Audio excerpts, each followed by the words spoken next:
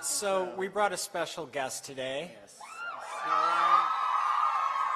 Because, we know you all came for us, but... Here's some roast swan for everyone. Jennifer Morrison.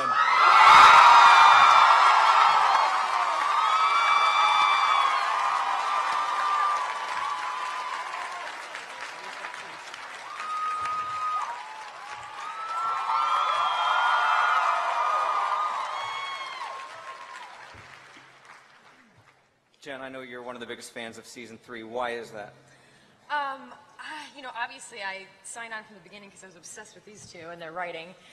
So I've loved every season, but I feel like season 3 we get to go so much deeper emotionally, and having all of the main characters back together for a while has been so fun for us. We've just really enjoyed being with each other. We've enjoyed all of the traumatic experiences that these guys are putting us through.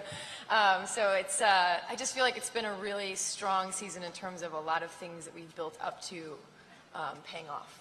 Adam and Eddie, do you find that season 3 has, as a result, been a little bit easier to write because you have so much history to play off? No. I wish it were. I mean, it's every season and every episode is a challenge because we're trying to continually deepen and strengthen and top what we've done before.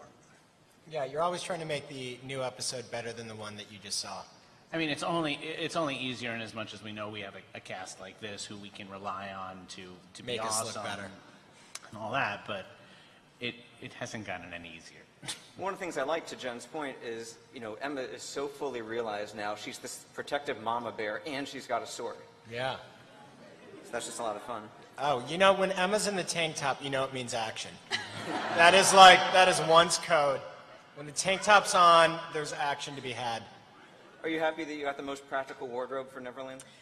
Yes, well, I definitely have learned from seasons past to think ahead about these things. And I had a feeling after spending 9 episodes in Fairy Tale Land last year in the same outfit, which I'm not sure how smelly I must have been by the end of that, that I would think ahead for the possibility of a similar situation this year. So. That's literally, if you watch the finale last year, every actor gets on the ship with like a backpack because they were trying to outsmart us. Yeah. And they were like, these are our wardrobes, so Yeah. we have coats when it gets cold. And we're like, well, then we'll just send a fleet of mermaids to destroy them. We'll see who wins however, this. my black sweater is in my in Mary Margaret's backpack because it gets really cold. Yeah, she has a plausible wardrobe change. Yeah. Adam and Eddie, talk about the decision to have Rumpel kind of on his own on Neverland. Well, for us, we thought Rumpelstiltskin is many things, but a team player is not one of them. So he never said he would work with them. He was not looking for a kumbaya moment. He said he would go to his death to save Henry, and he felt that it was probably better to do it alone. Will there be any other splintering of the group along the way? I mean, I imagine Regina's tolerance only goes so far. I mean, I think you got a taste of Regina's tolerance in that clip we just showed, and I think that tolerance will wear thin, as will the tolerance of Emma and Mary Margaret and David. I think that it's, what Emma said in the premiere is true. Everybody has got to be themselves, and you're seeing the evil queen being the evil queen, and heroes being heroes, and pirates being pirates, and at some point that's going to reach a boiling point. We were on the set last week in Vancouver, and Emily DeRobin said that she was shooting some scenes in Storybrooke. Yes. What can you say about that? We will be going back and showing you in episode 7, we will show you the moment of what happened when the ship went through a portal and we stay in Storybrooke and we enact Emily is tasked with enacting the curse to protect the town. And so we're going to fill in all the blanks of what's been going on with our characters back there in the time that we're in Neverland.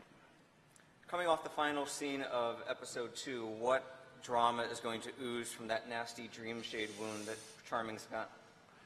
Well, he is going to have to be fighting with the reality that he, from now on, is poisoned, and there really is no cure for the dream shade. So, he is always a hero, but right now the mission is saving his grandson.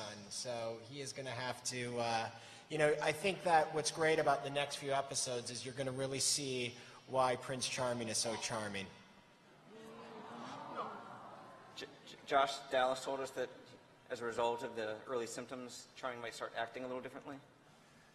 I hope not. He's so good. Yeah.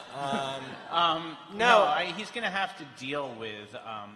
It's going to be a big burden, not just physically but mentally, and how that affects his relationships with everyone around him. So It's a true test of his strength, and I think we're going to really see how strong he is as a human in the next few episodes.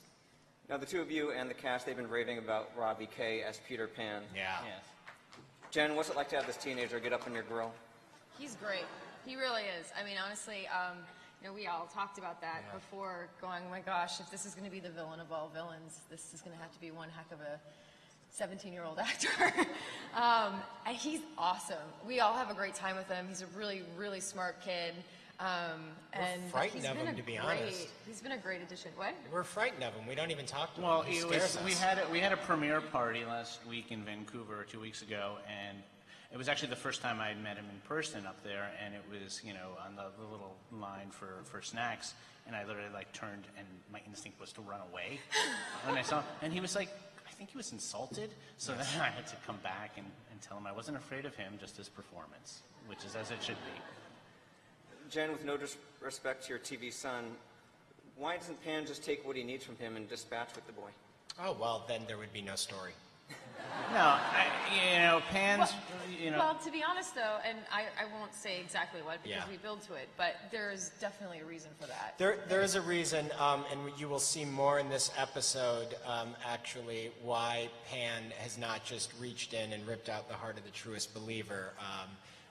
And so by the end of tomorrow night, you'll know a lot more about what Pan has in store for Henry. Yeah, and it was our intention to not create a villain who's just out for murder or world domination. We're trying to create with Pan someone with a more complicated agenda, and that starts to become, I think, more and more clear as these episodes continue. I would say that Peter Pan may be one of our nastiest villains and most complicated villains that you will see. And, as you know, we're airing 11 straight this year.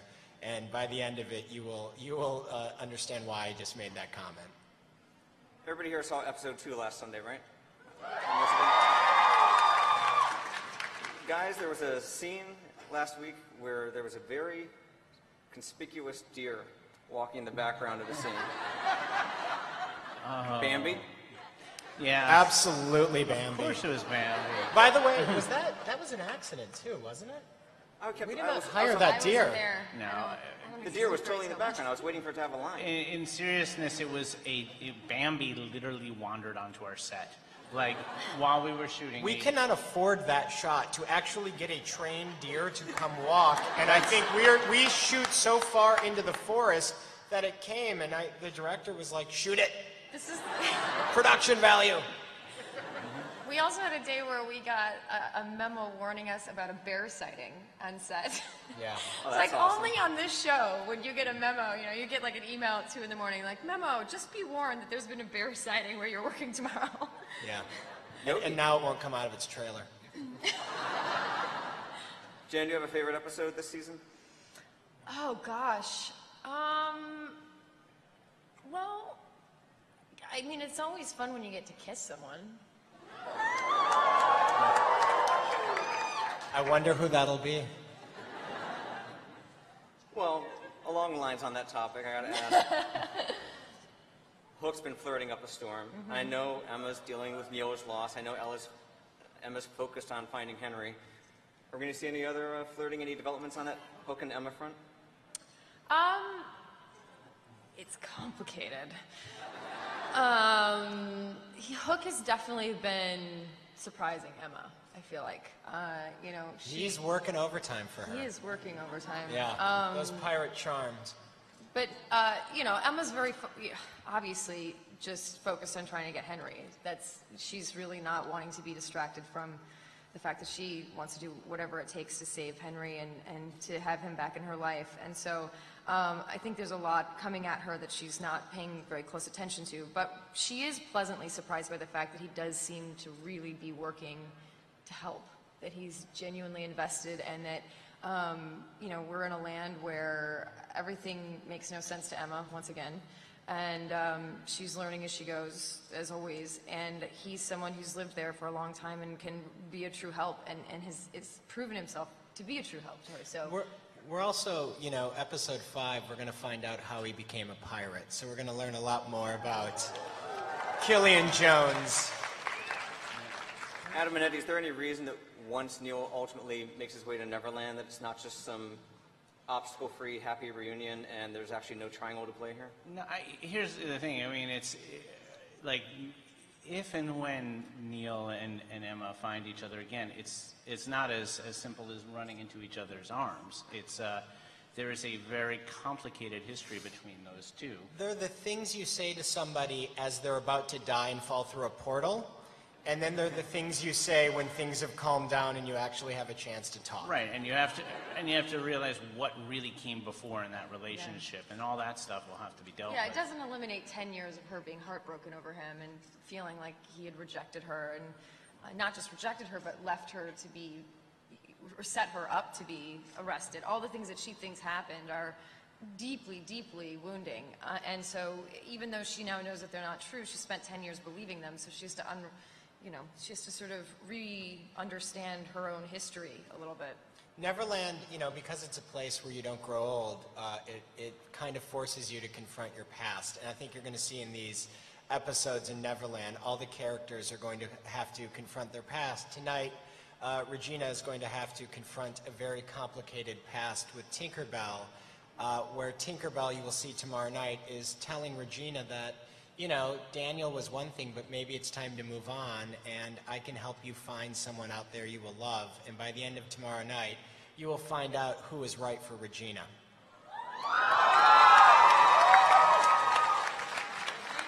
Well, you talk about the different relationships on the show, Emma Hook, Emma Neal, Rumpel, Bell. Do you keep in mind all the different couples that the fans are shipping and ever write to that? Here's the thing, like the biggest issue I have is nobody is shipping Kitswitz. Not one. Like, nobody. It's just, yay! No, I mean, it's awesome. I mean, look, we write the show and we put it out there, but it's your show. Like, it belongs to everybody in this room and everybody who watches it, and we love, all the Captain Swans and the Neil Fires and the Swan Queens and everything. It's like, they're all, important parts of our fandom and important parts of what the show is. I love it. I mean, I get asked, there's 3 that I get asked about the most in terms of ships. I get asked about Swan Queen. Yeah! I get asked about Captain Swan, and I get asked about Swanfire. Oddly, no swan whale. I don't know. Not sure how that didn't develop. Yeah. But what I would say about all of them is that I just think they're all awesome. I think every combination of putting the characters together is awesome because we're doing a show about fairy tales, which is about self-discovery. It's about identity. And if you guys are watching the show and seeing yourselves in it and projecting yourself into it and projecting what you wish for onto it, then great, that's awesome. Like, I feel like then we're doing our job. That warms my heart and makes me so happy. And so that's where I stand on all of that. I mean, as Adam said, the show really is for you, and we love the fan art. We love when we bring them into the writer's room, the posters that people create and they send on the internet, like, it makes their way to us, and we love it. There may be a Frankenwolf poster in our office. There is a Frankenwolf poster in our office. The Neverland photos you guys did. We love it and we encourage it, and this show is, it is for believers and people, and if you're creative, keep doing it. Send us your stuff. Yeah, look, we may write it, but it's your show. Yeah. So it's, so take it. It's yours now. Yeah. All right, I'm going to bang through a couple of TV line reader questions, then we're going to open it up to audience questions for a few minutes. Number 1, Aliana wants to know, will we find out who wrote the book that Henry totes around? Someday. Yes. That's in our I wanna plans. Amber wants to know, will we see Regina teaching Emma magic? Yes. Absolutely. Yeah. Jen, have you had any new magic scenes this season? I have had some new magic scenes. I am becoming very magical. Yeah, I know what that means. And Lola wants to know, once our heroes make it back to Storybook, will any time have passed, or is it going to be like, oh, you just left 5 minutes ago? First, if, and then, If. and yes, time will have passed. Yes, you will see that we will absolutely show you the moment when they left and what happened in the immediate aftermath of that. But you'll also realize that when we do show you Storybrooke, 5 days have passed. Right, and we do on that front want to show you what's happened to Archie and Granny and the dwarves and all and Lou, and all the people left behind. All right, so Neverland's 11 episodes, but it's 5 days. Well, when we get to Storybrooke, it's only been 5 probably days, covers- but the journey continues. There we go. Okay. All right, audience questions. Let's start at the mic on this side. Hi, guys. Hello. Quick question. When we opened, or when you guys opened up the season, you showed that Neil had fallen back into the forest with Mulan and Sleeping Beauty and Prince Philip. How did Prince Philip come back? And are we going to see that episode? That's a great question. Prince Philip was returned from the Wraith, if we remember last year. Cora let Aurora know that it can be done, and will we see that not in the first 11, but we are definitely going to be having an interesting scene tomorrow night between Mulan and Aurora. Okay, thank you. Over here. Hi, Jennifer. Hi, Adam. Over here. Hey. My question is, if you had the chance to take one episode and change it all around from what it is, which one would it be? From what show? Well, Once Upon a Time, of course. What would we change? What would be one go back and episode? change? One episode that you could change around. I don't, here's the thing is that, when we sit down to do it, you do what you feel at the time and what you think is best, and, you don't want to look back and say, oh, I wish I could change that, because the show keeps moving forward. And they're all interconnected, so it's the process of making them is such that, like, if there were anything we wanted to change, it would have a domino effect on everything that came after. So it's, flaws and all, I think we stand by each one that we've made. And, a lot of times there's a scene and you're like, I wonder what that is. And then 3 episodes later, it becomes something that you're like, oh, that was awesome. But it would never have been that awesome if we didn't set it up 3 episodes earlier. So as far as regrets, you don't have your Jack Shepherd finds out about his tattoos episode yet? Well, we're proud of what we've done, and, rock and roll is a messy business. And one more thing, I don't like the Regina want to be the Red Queen. Okay, well, thank you. Thank you, everyone. That is the support I usually look forward to on the blog Sunday night. Going back to this side? It doesn't Hi. make me cry. Welcome to New York Comic Con for one. Thank you. So given that we are currently in Neverland and Wonderland side by side, it brings me back to my childhood.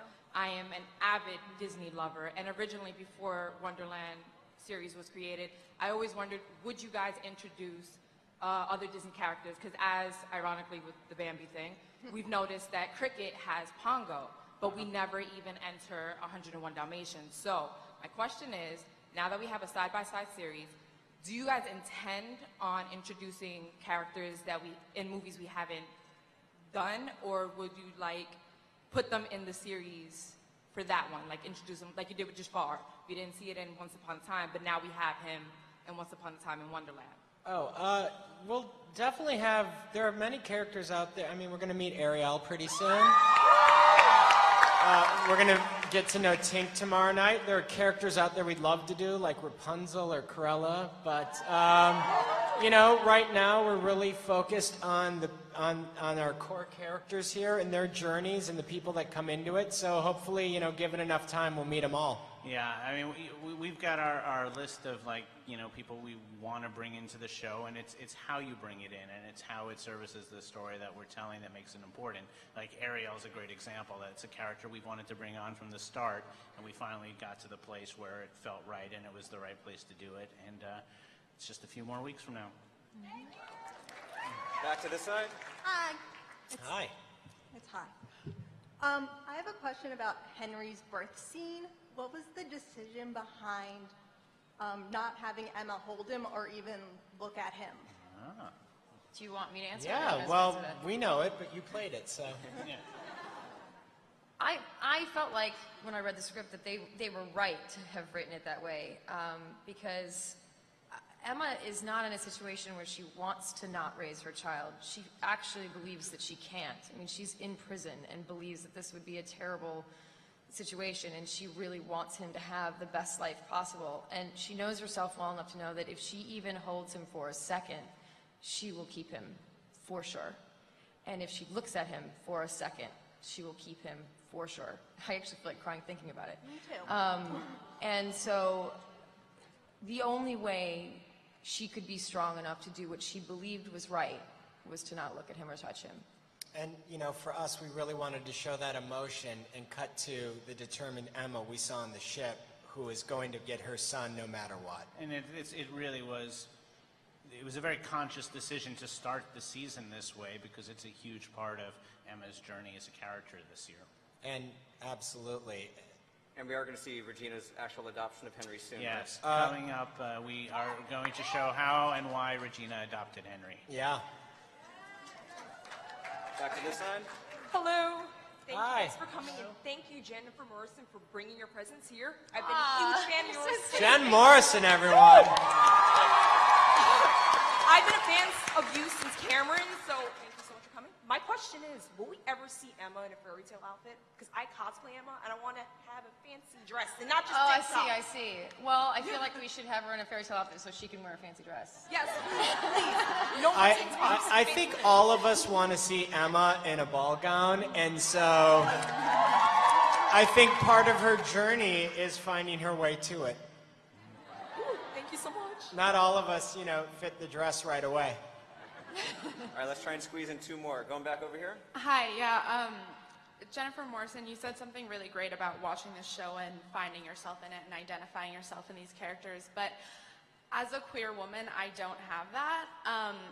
Something so great about Once Upon a Time is how these fairy tales are twisted and innovated, and you have different people in different stories interacting, so is there any chance of queer representation on this show? Oh, Especially yeah. with the talk of shipping, like Aurora and Mulan, like, I'm all about that, so. I think you should keep watching.